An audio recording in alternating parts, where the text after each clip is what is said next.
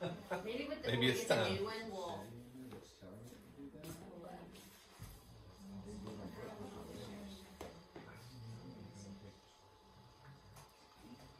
That's what we should do. We should do it on the nose, and then we're gonna have to touch it. Hey, no It's the shine. I understand. When I walked over, I said, my knees. Are you familiar? Can we just run this up under your shirt and we'll clip it right here on your button? And have the nose your badge. Thank you for your service. Thank you. All right. Just tuck that in your pocket or set it down next to you. Would you guys like some water while we're doing this, or no? Yes, please. We will get some.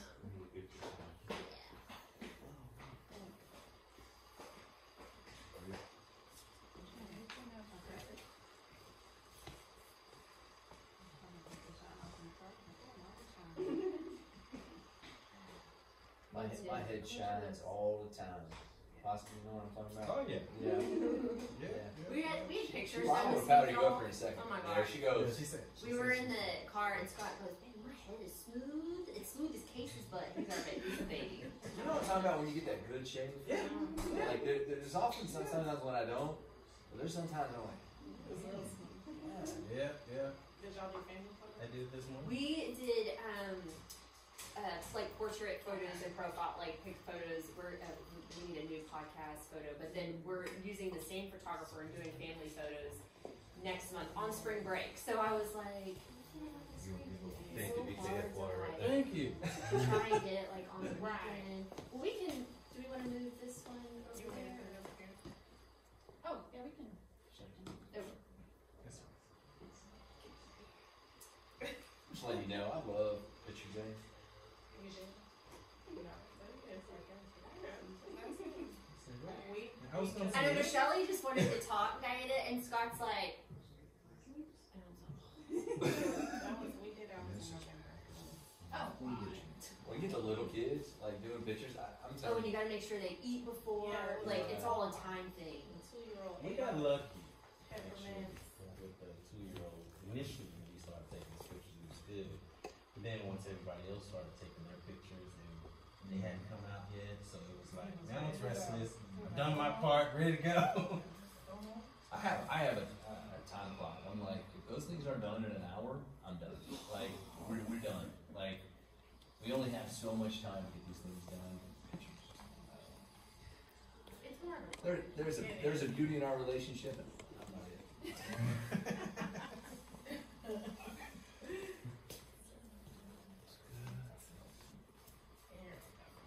Okay, so are you guys familiar with being on TV? I see your little setup over here. Well, only this Facebook Live, Sunday service, that's about it. Okay, so yes. So the only thing that we're going to direct is most of your time here, you're going to be conversing with them. However, if they direct you to say something to our audience, or you just have something on your heart that you really want the people to know, this is your camera. Okay. So just look directly there, talk to them, convey what's on your heart. When we start the podcast, it'll be on this camera. So they're going to be conversing with you, and then they're going to come and introduce you to the camera and to our audience. We'll end it the same way. So after you guys are talking, chit chat, they'll say goodbye, and we'll just keep talking again. So, really easy. Easy peasy. And would you like it? Like, do we need to record that? I've already started. You already started. Okay. I did tweak it a little bit. No, you're good. Okay, I did change it up a little bit. So, all right. If you're ever in a moment where you lose train of thought, or you're like, oh, I said that wrong, all you gotta do is stop, and we'll start right in. Yeah, they'll So, pick right up. And it's not like edited, guys. So whatever you want to speak, like it'll. I mean, obviously someone's like. Right. Yeah. But I mean, it's very just like, yeah, like Scott said, like we don't really edit unless like something messes up. So it's it's just awesome. She's not, but I've been, this past year has afforded me the opportunity to realize that every week I'm on the camera and it's going and. I'm just not there yet. There's no getting used to it. I will tell you, I'm just now getting used to it after us doing it a year. Like I finally don't get like super nervous before we, but it's not. No, all the way here I was like, okay. The fun thing about this is all a lot of movement. There's a lot of stuff going on.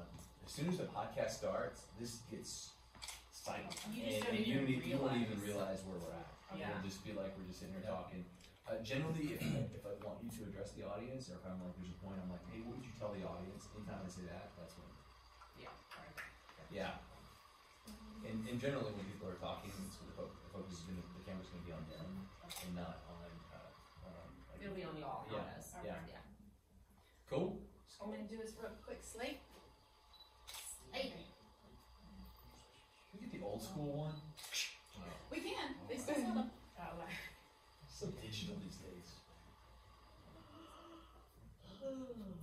That sweet tea's gonna be good. Yeah. So I'm just gonna welcome the podcast and you and stuff. Okay, awesome. Closed door. So great. Should we pray? Yep. Yes, Alright. please. Father, thank you so much for this opportunity and the time that we have together. We thank you that this podcast was part of your plan before you even created the world. And we ask that what's on your heart for them to share today is what comes through these cameras and through the microphones and nothing else. We thank you for your will being done. The part of their story that needs to come out is what will be shared, and people will be blessed and ministered to and encouraged. In Jesus' name, amen. Amen. Thank you, Diana. Thank you. All right, we're ready. We ready? We all set. All right. Cool. You guys ready? Comfortable? Yep. So let's get after it. Look good, guys. Look good. That'd be awesome. Hey guys, welcome to Blended Kingdom Family Podcast. We are so excited to have you with us today, and we have some wonderful friends with us today. Yes, you guys. Yumika, Voski, welcome. We're so glad that y'all are here. Just a little bit about Yumika and Voski, right? You guys, they are they're one family, parents of 6 children. Sorry, did you say 6? 6. 6 children. 6. Yep. Yeah. And they range From in age, age. yeah, Go ahead. 22 all the way down to 2. 2. Yes. Which is a super cutie because they were on the project. Yumika and Voski participated in the Blended Kingdom project and made the appearance. So, yes, so cute. Love that. You guys, they are authors, y'all. We are going to dive into their new 30-day devotional called Blended and Loving It, a 30-day devotional for blended families. And so I love this color. The front, this is awesome. So we're going to dive more into that. But like I said, they have their own ministry. It's Blended and Loving It. If you're on Instagram, you've probably seen them. They've been putting out some amazing posts and quotes. I'm like, oh, bring in the fire. So just about each of them individually, Yumika is a school counselor specializing in adolescent and teen substance abuse preventions and interventions. I love that. Yes, we need it. Yeah, they do. And she began the blog Blended and Loving It in 2012 as an outlet to share your grows and glows of blending to very different families. And Blending and Loving It it's a stage for all mothers, bonus moms, stepmoms, bio moms, and soon-to-be stepmoms to collaborate, motivate, educate, and encourage one another. And then just your direct experience brings about substance that you can rely on to aid in the heartaches, headaches, and rewarding times of your family becoming one. I love that. I love that you titled it Blended and Loving It. Yeah. So for me, when people say blended family, there's always a connotation of negativity. Yeah, there's always like, oh, what you went through, oh, what you're going through. I love that you just put it out there, like, we're blended, we're loving it, it's fine. I love it. Even on days when we don't, we're going to. Yeah. Yes. Well, and then Voski, bachelor's and master's, Christian ministry, doctor of divinity, ordained and licensed minister. I want to call you Rev. Yeah. He began preaching the gospel at age 19, y'all. Like, we got a lot we can learn from him. Loves to equip people to have a better walk with Christ and strengthen families, especially blended families, and is the current assistant pastor of Greater El Bethel. And so, you guys, welcome. We are just so humbled and blessed to have y'all here. And Happy to be here. We're excited. We're really happy to be here. Well, tell us, I mean, obviously you guys have a lot going on. Yeah. So we want to just kind of open up the stage. Tell us more about your family. Tell us more about you guys individually. Just anything you want to share with the audience as a kind of an introduction. Of course, like I said, as Vanessa said, I am a school counselor, so just from the beginning, I've always loved helping people and working with people. We have those 6 very busy kids all the way from 22 to age 2, and that 2-year-old keeps us going, but so does the others in between. The 2-year-old. I told my husband, I don't really know what we were thinking starting over with a 2-year-old in our 40s. It's a lot. But this is, I'm gonna say I'm honored to be here because this is something that was actually birthed from her. Yeah, it was her outlet and the way she was able to bring it all together. I will say that it wasn't something that she wanted to do, but God has a way of moving and working, and through that, over the course of years, it came to pass that hey, she wanted to start it really diving in, and she pulled me in with her on this particular project as far as our devotional. But man, overall, it has been an amazing 15 years of marriage. The ups, the downs, we've enjoyed all of it. We've learned a lot from it, and just want to be a blessing to somebody else as they travel this blended family road. And I would say not necessarily didn't want to do it. I just had to figure out what God wanted me to do with it, because with 6 children, he brought 2, I brought 2, and then we ultimately had the 2 together. You have to protect the others involved, and you have to be careful, because at the end of the day, regardless of how I may feel about the exes, those are still those kids' parents. And so I just didn't know what God wanted me to do with it, and I'm like, I don't even know where to go with this. So I started out with my blogs being anonymous, because I'm like, I don't want the drama that may come behind it. And so it wasn't until I would say the last year where my friends were like, what are you doing? Like, that is your ministry. Like, why? I was like, well, I just don't know what to do with this. So I just went into prayer, like, God, whatever you want of blending and loving it, reveal that to me. And that's where the devotional came in. And I was like, I'm no longer going to be anonymous, because like you said, it's always negativity when it comes to blended families. But I'm going to talk about encouragement and inspiring, because that's what I needed. And it was hard to find that when I needed that the most in 2006. I'm like, where can I turn to find some help? Yeah. So that's where it all came from and started. And even now, I'm still like, what's next? Or how do I? What is God going to do next? Yes, because I really don't know. And then you look on social media and you shouldn't do that, because you have people with thousands and millions of followers, and then the content that they're putting out, you're like, this is not good. Yeah. Well, and I like that you said, our source comes from the Father. And Yumika, how you were saying, like, I really had to get with God and be like, what do you want me to do with this? And God's heart is not negativity and all of that stuff. And what you guys are putting out, when you say blending and loving it, like that is the heart of the Father. And so I'm just excited. I'm excited to dive into that. And I remember when we did the project interview with you guys, y'all were like, I remember specifically, Voski, I think you were a little behind on your writing, or you were Yumika, yeah. And but talking about how this was going to come out in January, and it's here, I know, and it's like, God just breathed on this thing, and I'm just so excited for you guys. And so, let's dive into it. So you guys, so beautiful. But what was the heart behind writing this? Like, what was it that, like, you heard from God that was like, hey, we need this? Like, He wanted to partner with you in this. It is just so many families, and I have friends that I counsel on the side, through their blended families, and I'm like, you know what? I was looking for encouragement, and other than, just the books that you get on prayers for being a wife and being a parent, I'm like, blended families, completely different ball game. It is not the same. So I needed something else, and so God just said, you know what? Put it into a devotional, something that's quick, because in today's society, we're busy. And people don't have a lot of time. So I wanted something quick that people could grab daily, just to get a nugget of some encouragement.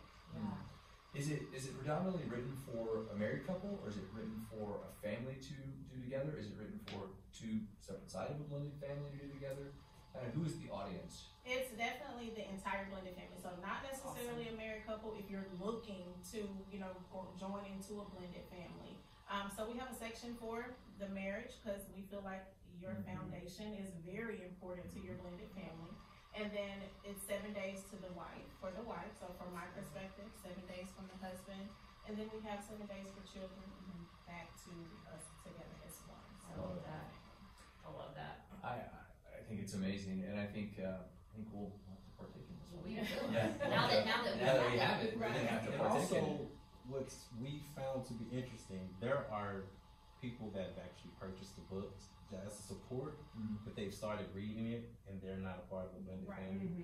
And they're like, there are some different nuggets in there as well for them also. So even especially the main part about family prayer and stuff like that, they grab hold to it like, they realize this isn't just for a blended family. Yeah. It caters to the blended family, but it's actually For good the everyone. family as well.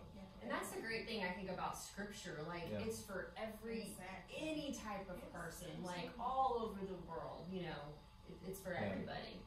Well, and you talk about family prayer and something that is so important. And I want to kind of dive into this because I think it's a really it is important, but it sometimes is more difficult than people think in terms of just the coordination. I know one of the things that we love to do, we love to pray with our kids, especially at dinner time, and we always make the little kids pray, which I think for us is a lot more entertaining. Our 4-year-old is always the one like, me, and then he's like thanking God for Legos and macaroni. But I think, especially as kids get a little older, I'm really interested to know, how you brought that to the forefront, how you maintained it through your blended family, and why you think it impacted you so much. So for me, being in ministry, and one of the things that growing up, I was around my grandfather a lot, and he was a pastor, and growing up, on Sunday mornings, there was family prayer. It didn't matter, my aunts and uncle will tell you, it didn't matter what time of night you was out partying or whatever, you came back. Sunday morning, he came down the hallway, knocking on doors, come to the kitchen, part of the house, and we had family prayer. And that stuck with me. Even when we got together and I realized it's like, man, having this, the family got larger once we got married, and it was like, this reminds me of my grandfather, how he brought us all in the heart of the house and we prayed, and I implemented that, like, hey, we're gonna start doing this. And they stayed up late nights, same thing happened. Hey, come on, we're coming. And then just like y'all said, we started incorporating when they was younger, having them say some type of prayer to get them used to praying. And we just kind of continued that on. We do it on Sunday mornings now. But additionally, even with that, there were times when, especially when it got rough or kind of frustrating or whatnot, we go the extra mile and just say, all right, our fast would be, we're going to get together in the bedroom before we leave the house every morning, link up and we pray. Even when she was mad at me or whatever, we still locked up, we prayed. It helped get over it a lot. But I mean, implementing that was something that was major, and they got used to it. They knew Sunday morning. Even the dog got in the middle of the circle. We pray. Well, what I love about that is that was something from your childhood that your grandfather, generation, it was passed on. And now that you're doing that in your family and you're seeing the fruit of that, and it made an impact on you, and that's what I love, because it's all, a lot of what your ministry is about and our ministry about. It's equipping the next generation and breaking that cycle of divorce and prayer. I mean, a lot of people, I don't think a lot of people realize the power of prayer, because we operate in the physical, but there is in the spiritual, and we literally have the ability with prayer to step into a different dimension, reach up and operate up in there. But a lot of people don't, we don't understand that, and you don't know what you don't know. And baby Christian before. I was like, Right. but in God's word, it talks about that, you know, and entering into the courts of heaven. And yes, it can change the trajectory of your life. Right. Yeah. Even when they didn't fully understand or know exactly what to pray for, just the communication of them knowing we're talking with God and we're asking Him for the desires of our heart. It wasn't until they got older, especially our older kids now, when we start to see that fruit start to manifest itself. When our kids got to college and they started running, actually started in high school when they started running track, began to notice scriptures written on their running shoes. And there's different things that we just start to pay attention to. One moment that made us cry, and I think there's a photo of it somewhere where our 2 college kids, before they got to a track meet, or they was at the track before they got ready to run, they were together praying, brother and sister together praying before the track meet. So that's why we feel like, and we've always felt this way, that prayer will change things. It moves, it embeds in hearts. Even when you think that they're not listening, they're paying attention. And God is embedding that in them, saying, hey, just a little talk. Yeah. So, Well, and one of the things that comes to mind, and it's funny because we always try to relate these stories to our real life, and when it comes to prayer, they're different, you know, people have different comfortabilities with it. right. And some people are really eloquent Yes. in their prayers. I'm not one. My wife, no, you are. My wife is a I'm deep prayer. long-winded. She's a long-winded Even prayer. last night, I was praying and Scott did this, and I was like, boy, don't interrupt me. Right. I'm talking to Jesus. Well, you know, I want to, I think what I want to encourage, because I've worked with couples, and I'm sure you guys have too, and a lot of couples feel uncomfortable praying together. And I think the reason they do is because they don't know what to say, or maybe one person is a different type of prayer. Prayer. Prayer. Yeah. Well, you know, Prayer warrior. and I just want to encourage, because I'm kind of the short and sweet, you know, I kind of, you know, get to the points, and Pastor Tim you know, Hudson. I just think that's adequate, and it's Right. good. And I know my wife is a little more long-winded. What I want to say to that point is, you know, it doesn't matter what kind of prayer you are, what kind of prayer you say. It doesn't matter if you're great with your words, or if you are, you know, somebody who stumbles, or maybe who uses simple words. You know, it doesn't matter if you're quoting scripture in your prayer or if you're not. I will say, as a married couple, you know, try to just respect that. I didn't squeeze your hand last night. I twitched. Yeah. I don't know what that was. But yeah, just respect that about each other. But also, don't be afraid to just pray simple, and that's okay. Because I know from watching my kids pray, they're simple. Yes. Thank you, God. They kind of saying what they know to say, and if the macaroni's in front of them, that's what they're thanking for. Absolutely. So that's okay. Right. And the good thing about that is, and actually, I came across this not too long ago where it says it's not really the quantity, but the quality. Yeah. So all that matters is, hey, you're having a conversation. And that's what it is. It's a simple conversation. People think that you have to stop, bow your head, close your eyes. No, it's just conversation. Yeah. And just plain words. And that's how we get to know our Father, and we hear Him. The more that we talk to Him and we're in a relationship to Him, the more we know Him and we hear His voice. I remember a mentor of mine related it to, she was like, well, Vanessa, when you and Scott were dating, did y'all talk all the time? I was like, yeah, we'd stay up till 3 o'clock in the morning talking on the phone. She was like, well, why wouldn't you do that with God? You know, and I was like, you're right. Yeah. But it makes sense. The more that we talk to them in our prayer, and our children, when we encourage them to do that, whether it's macaroni or Legos, whatever, Right. you know, they're going to know their father and know their daddy's voice. Yeah. Well, and all this kind of wraps around communication. Another thing you talk about is open communication. Yeah. So we talk about family prayer, we talk about the importance of the family, but you also talk about the open communication, being healthy in practical ways that you can make that a primary focus. So let's just dive into that concept, open communication. Because I think a lot of people, you know, they're either scared of that, or like, they don't really want that, or, you know, how do we achieve that? And I would say, like, coming into a relationship, it is rare to have two people that effectively communicate. So I know when we first started dating, he was very quiet, and not a communicator at all. Well, being an educator and a counselor, I'm in your shoes. Yes. Counselor, educator. Yeah. I'm really big on communication. Like, we have to talk about this, like, right now, because if we let it manifest, then it's gonna get all out of control. So when I taught him to be a better communicator, but that also trickled down to our children.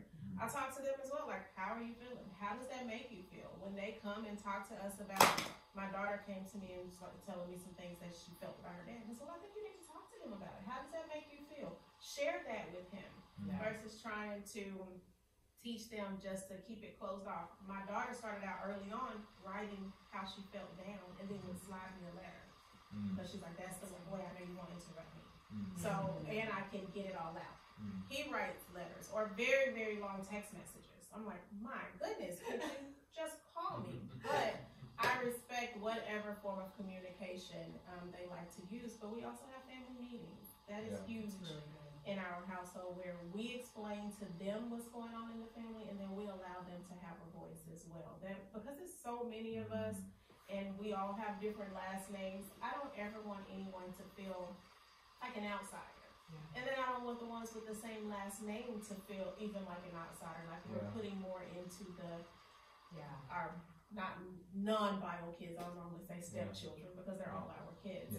But we have, group text where we text with one another often, just kind of checking in, and they laugh because I try to use the lingo. I'm like, hey, college kids, what's good? And they're like, Hi, Mom, what are you doing? Right, they're like, no, just how are you doing?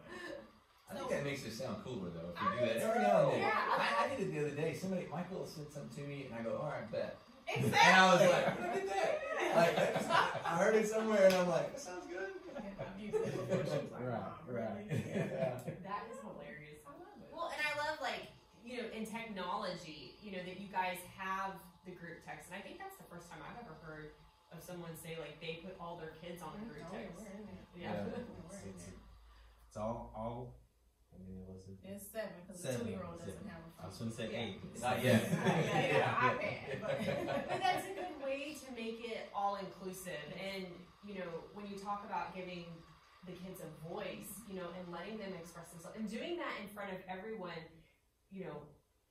unashamed, unafraid. Right. I mean, like, just like it says in Genesis, like, naked and unashamed and unafraid. And in a ministry, you have to be open. In your family, you have to be open to be able to prevent the wedge that the enemy wants to put. So if you can talk about it and get it out, then that's where you can start with the healing process and working through things. Well, and I also think we were talking about this, before time together. You have to meet people where they're at. Absolutely. And let's be honest. I mean, a lot of teenagers, and if you have teenagers, you have younger kids, or even older kids. You may not have either the ability to sit down and have open communication, and be like, how do you, we're going to, ask a 15-year-old how was your day? Good. Are you hungry? No. So you have to meet them where they're at. Right. So I love the idea of maybe having either a group text or something. Marco Polo stuff. Like just having something that it gives them an opportunity to communicate, or at least they know the door's always open. Yes. Like, hey, if you need to say something, here's the door. Let us know. Yeah. And we even break it down a little further. So we have the one with the entire family, and then we have just my husband and the 2 college kids, because there's some things that we need to just discuss with them that the younger ones don't need to know. And then I have one with my ex-husband and his dad, and my daughter. She was like, y'all just treat us the same, because I drop report cards and transcripts in the group text, and I'm like, all right, everybody, let's see what you're working on. They're like, oh, my grades are not that good, or mine is not like his, because everybody gets the same treatment. It don't matter your last name, your DNA, or anything. I love that. Everybody the same. Yeah, that is so good. That's so good. Love that. Well, and we're excited about your book. I encourage anybody to get this and to work on your blended family. Yes. Like, don't sit down and if you can picture the person treading water in the middle of the ocean. Let me tell you something. You're gonna get tired. Yes. And we need resources out there if you want to thrive in your blended family, or as you say, blended and lovingly. you have to be able to put the work in. Well, I love that this has something for everyone in the entire family. Yes. So it's all encompassing, which is not something you find out there often. So that is amazing, guys. Yeah. So if you're blended, you got kids that will get in and read this, you grab Or them. do it together. Yeah, grab them together. We're gonna read this. Yeah. And just and then sit we're all down. gonna pray together. Yeah. Yes. Good stuff. So, what, we always ask our guests, if you had somebody, a blended family sitting in front of you, what encouragement would you give them? What would you tell them? What's on your heart to share with them? You know me first? I would say go into it just knowing that it requires a lot of work. And be ready and willing to put in the work. Don't give up, because it's gonna get hard. Because you have so many different attitudes and personalities and people that you're trying to blend.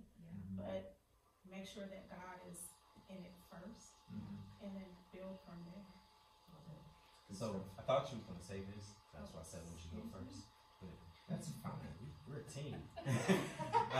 One thing that we realize that is one of the first steps that you have to do is you have to start within your own home. Yeah. You have to start within the four walls of your home first, and then go out. Because if you're starting from the outside, there's too many influences, too many things of negativity or whatever the case may be. You want to build that positive bond, that love, that God-fearing, God-led spirit in your home first. And then once you do that, you'll find out that most of the stuff that's coming is probably coming from the outside. And it'll help you combat whatever is coming from the outside because you've started with a foundation within the home. Your home should be your safe place. Yeah. That is good. It's good. It's like, You normally say that's good. I thought that was going to be your go-to. I was ready for it. But I got you back. You did good there.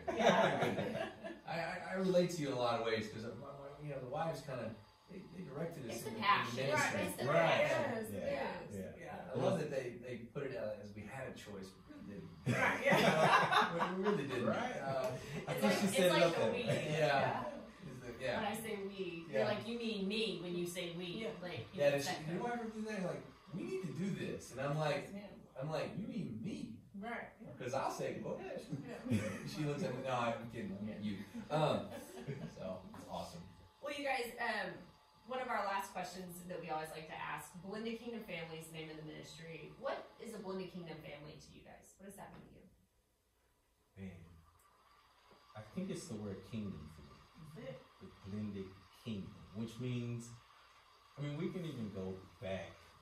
We started out even there within our devotional that Jesus was in a blended family, which means it's something that happens. It wasn't conventional like we have today in today's time, but it's still there, which means he's a part of this kingdom. So blended family kingdom, all of that I feel like ties in together, and there is a community of modern day families that are blended. And it's important to ensure and know that, because of the reconciliation we have with God, because of the ability to ask for forgiveness, because the ability for him to give us something fresh and new, like new mercies and all of this good stuff each and every day.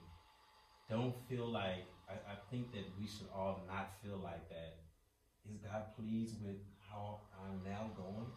Is he pleased with me remarrying? Is he understand that we have a forgiving God. We have a God that we can pray to, but then he'll forgive us. But not only that, he'll give us direction. So through that, I feel like Blended Kingdom lets us know that we still have the ability to walk with God, and he'll still lead our families just the same. Yes. Good. And God is all. And I feel like Blended Kingdom family, with kingdom definitely being in the middle, is God is in the middle of your blended family. Yeah. Even though people see us as non-traditional families, but God is in the middle. God is in control of this family. Absolutely. I love that. It's always my favorite part. Well, guys, go ahead. You want me to go? Okay. Yeah. Well, okay, you guys. So first of all, tell us where they can find you guys, like all your social platforms, if you website, and then where they can buy the book. Definitely. You can find the book We have the ebook, also the paperback. Mhm. We have a website, www.blendedandlovinit.com, and then also on Instagram, Blended and Loving It, and Facebook, Blended and Loving It. All the platforms are blended in. Blended and loving it. Loving it. Absolutely. Reach out, encourage, buy the book, Yes, read it, yes. implement it. Again, the more this fire starts spreading and the more blended families are touched by God, the better it's going to be. It's a restored family movement. Like that. Yes. That was the word we got for Blended Kingdom Families. Mhm. That was restoration this year, and that like this is a restore. Like we are begin. Like God is on the move to restore families. And every family that is impacted by the ministries is a family that breaks curses from the past. Yes. And so, you know, again, you don't have to be perfect. You just gotta try. You just gotta try. And That's trust. it. So it's great to have you guys. Guys, thank y'all It's so been much. It's amazing. been an honor and a blessing. Thank you. We love being here. It's wonderful. Guys, thanks so much for tuning in. Hope you totally been touched by the story. You guys have a wonderful, wonderful day. Thank you so much. Be blessed in all that you do. Yeah, you guys did great. That is so good. So So good. So good. All right. Pictures. Pictures.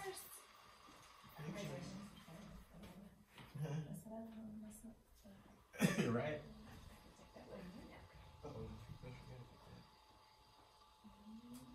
There we go. Process of unmiking. I'll let Mike after I get done.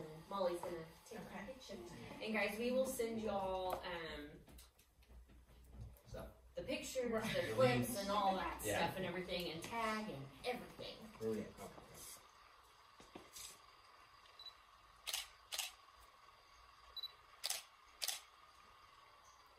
Awesome.